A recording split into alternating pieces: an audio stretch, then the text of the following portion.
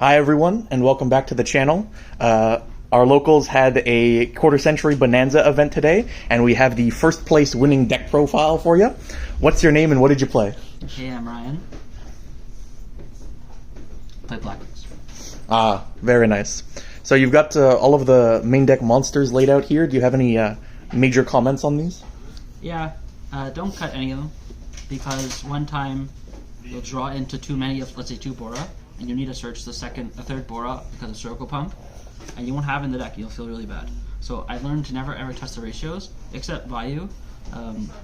1 Vayu is correct. Drawing 2 sucks, especially opening. Drawing double Blizzard Vayu is terrible. And so you'll see in my deck that there's other cards that mitigate having Vayu in the deck. At 1, even at 1, it's still not good to open. Icarus at 3, but still, 1 is, any more is bad. Yeah. So you prefer 3 Bora over 2, and the 1 Vayu over 2 Vayu. How do you feel about Gores in the main deck, since you're not maining it? I mained Gores at YCS Niagara Falls a few weeks ago.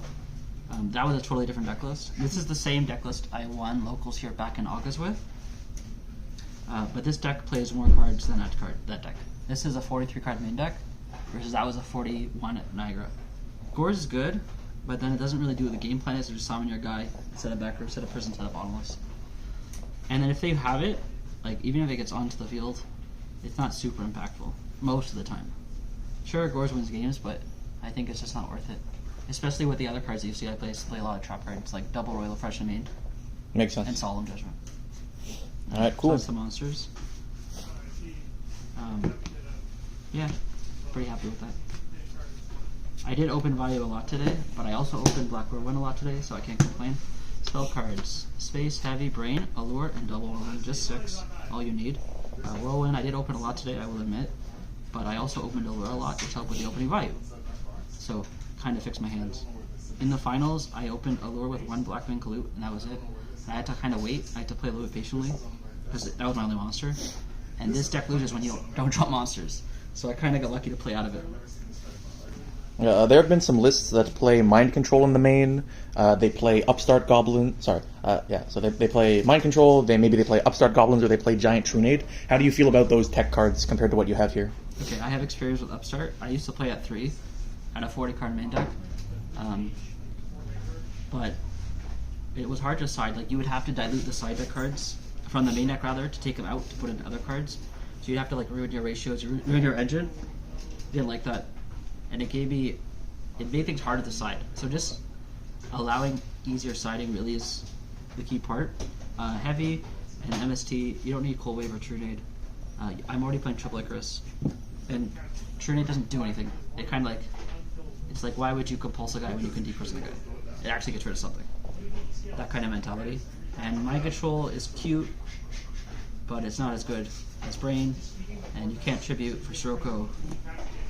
It's just, it's pretty average in the pure Blackwing. Makes sense. It's not good enough to waste card space on. I'm already at 43. Alright, trap cards. Here's where the best card of the deck is. So, the 1-ofs. Where's the bottomless? Here it is. Double bottomless is a standard. This is not standard anymore, but it's really good. Triple Prism, standard. Triple Icarus, standard. And the 6 draw traps, which allows me to mitigate 1 Vayu. So I add, the idea is I'm buffering the Vayu, but I'm also bluffing the traps at the same time.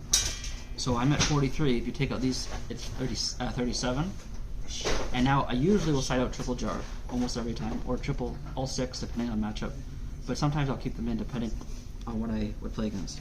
Like if I'm really trying to hit a deck game 2 or 3 with stun cards, I'll take in all 3, I'll put in like heat. But if it's like in Dragons, I only sided 5 or 6 cards last finals for Dragons, so. Yes, I saw you doing a lot of set and 4 pass today, yeah. Which seems like that worked out for you. So you are on the 6 draw traps. How do you feel about lists that play fewer, like 3 or 2 or 1? That's a whole different deck list. So if I'm playing, let's say, just Triple Yada, then I'm on 40, I wouldn't go to 43. But this kind of allows me to have, like I said, the easier siding, and that really just makes it a lot easier in my head. I don't have to waste time thinking about it. I'll like instantly side out like a 3rd Icarus usually. I might side out Solemn if they're doing big damage. I'll never side Dushido. This is always staying in because it's just too good. And then I might take out a bottomless if they're playing like weenie cards like Armageddon Knight Against like Diva Hero or like Vayu, it's not as great, especially going second.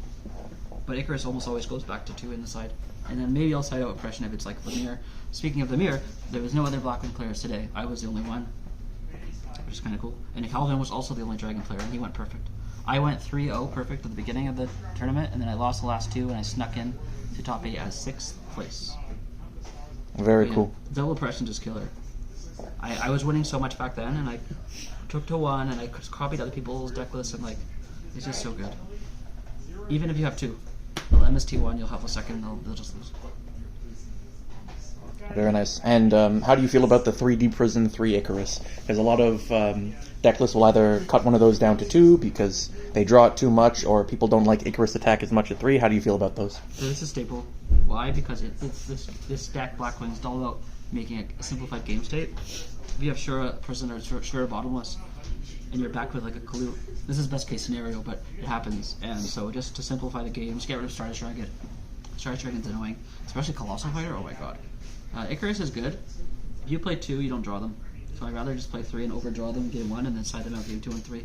Because if they play like Starlight Road or My Body's a Shield, people aren't really playing those cards right now. So it's kind of, I guess, the metal call, but also just not the best card in the deck. I think Oppression's the best card in the deck, but it's probably top 5 cards. I went 2 for 3 today with Icarus. Like, he flipped a card, and I hit him for 3 cards because I hit the other 2. He had 2 monsters in the back row. I hit the 2 monsters. So I went 2 for 3. It was a bottomless on the Bora. Yeah, the chain ability of Icarus attack and the draw traps are very important. And I have to sometimes hit one of my own cards. And I don't just flip these anymore. Not anymore, rather, but I just don't flip them right away. I've learned how to use these over time. At first I was like, this card sucks. Don't play this. But now I'm on all 6. The kind of a reverse one, full reversal on this card sucks, and this card is just too good. And that's it. The traps. Judgment's still really strong. It allows you to just play ignorantly. And there's no Torrential because I don't want to lose my guys. I tried it a lot. I even played Torrential at Niagara Falls, and it just feels bad to lose your own cards, especially if you're not Icarusing them away first. So that's the main deck at 43 cards. Makes sense. We do extra next? Yes. Alright. The Gorse token, because I don't play Gorse. The Blackwing stuff. Double 1. I won this at a tournament, so I'm playing it. I got top 8 with Dragon Turbo like months ago. Yeah, so a lot of Blackwing deck lists have said that they prefer 1 Armor Master over 2 Armor Masters, but I see you're playing 2, so could you comment on that? So you could flex it with like a Mistform, or like, I guess just Mistform, or Red Dragon Archfiend, I guess. But just having it, the consistency is better to have it and then not have it. It's kind of like the Bora thing. You can't really mess with these ratios. If you do, you might mess up your game plan late game. Have no follow up. Like if you draw the value or if you get off Shura and then it goes to a grind game late, you really will miss that second Armor Master. You might even make one. You might make 2. One with the value, one with the Gale. But it's better to have it, I think. Or even Blizzard Sirocco, yeah. There are plays. Yeah, that doesn't come up as much, but that's true too. I didn't think about that. Like Mistform is not. I'd rather just make Bryanak. If I can make Mistform, I can make Bryanak, and I made Bryanak a lot today. Makes sense. Alright. 5 stars. Those 2, because that's the only ones you can play. Those other 6s. 7, Black Rose Dragon. Stardust, Colossal, Thought Ruler, Darkin Dragon. And then Chimera Tech, because I am siding 1 Cyber Dragon. And sometimes I leave up Cyber Dragon for some reason. That's happened before. Makes sense. Yeah. Hopefully this card gets reprinted too, because I need more of them. It's my only copy for my other decks. But yeah. I think it's like, I wouldn't say cookie cutter at this point, but it's pretty much cookie cutter. The flex spot of Armor Master is cute, but I don't think I would. I guess Chimera Tech if you could play System down instead and add Mistform or Red Dragon, but yeah. Let's do extra or side deck now. Side deck. All right. So the side deck is don't lose to stuff that's really broken. So like frogs. Okay, let's do frogs first. I didn't play frogs today, but I have a lot of hate. And by siding out the draw trap, I can put in more cards and not dilute the engine. So I'm playing those ones for frogs. This is interesting, but if they're playing like Absolute Zero, one card out, or Stardust Dragon, one pulling because there's only space for one, same with Detective, and I don't want to draw two at the same time. And Skill Drain's kind of like the catch-all for the other cards. They have 2 Treeborn, so I've got 2 Crows, and then Sword Release is cute too, especially if they're playing heroes. Oh no, I did play Frog Hero today. I played Kashi. He's playing Frog Heroes today. That was round 2. Yeah, a lot of people have been main decking Deck Dev, but you're main decking the 2 Oppression instead. Mm-hmm. How do you feel about just the 1 Deck Dev in the side as opposed to having 2 in the side, or 1 in the side, 1 in the main? Like Oppression alone should solo, and if I really need that, I'll put it out. I played 1 in the main deck along with 1 Oppression at Niagara Falls, but you would just draw this randomly and it would be really unsynergistic.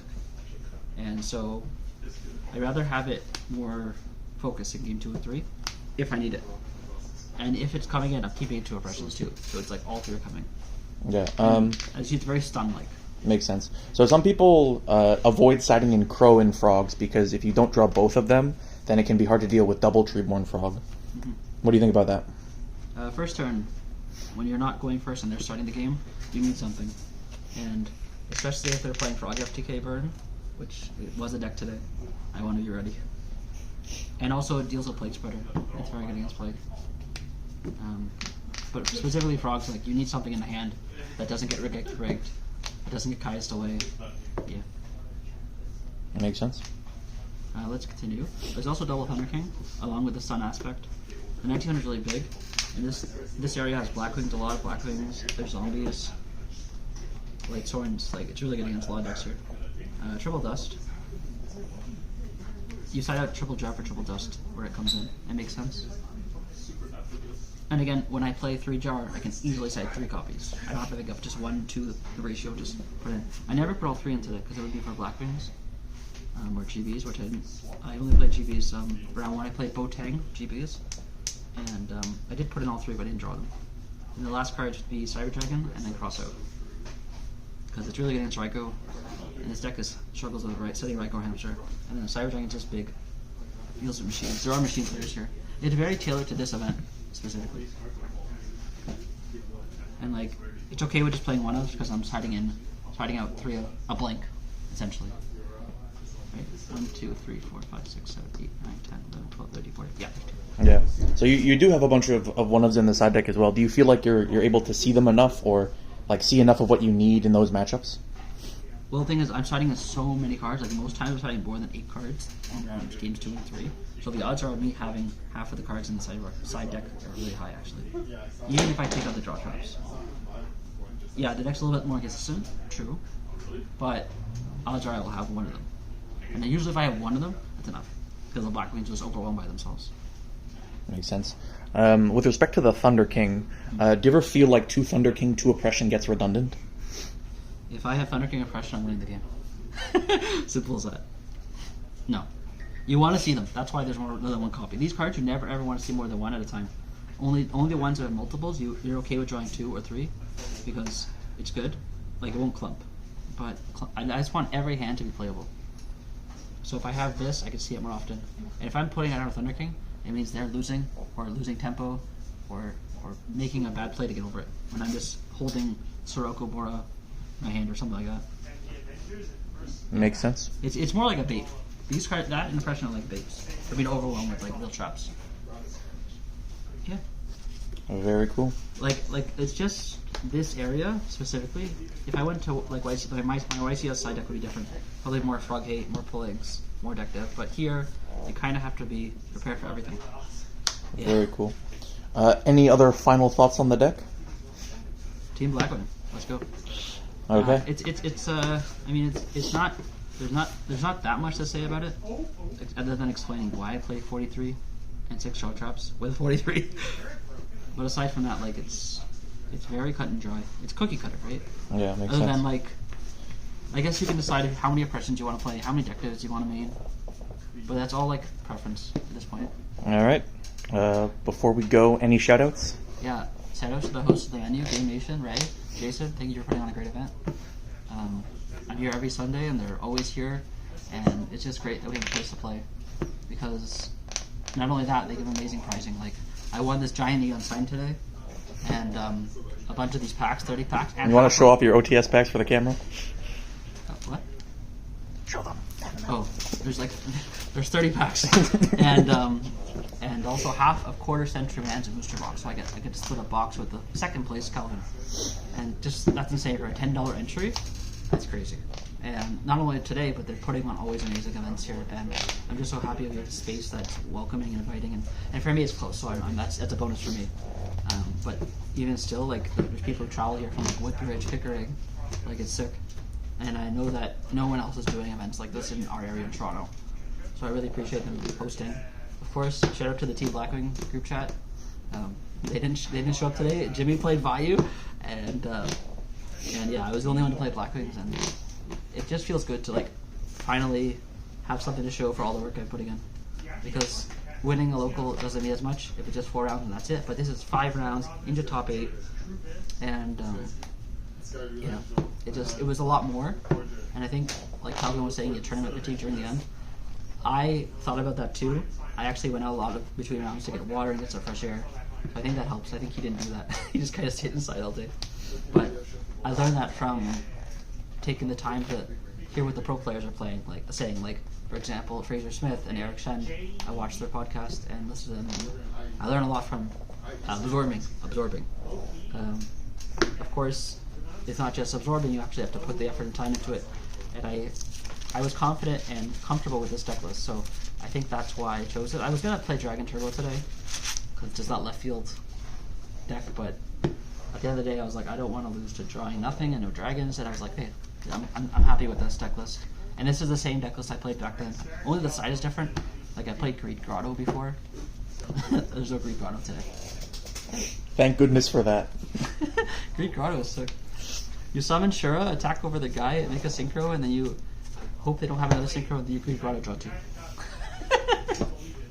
Yeah, and shout out to obviously Henry.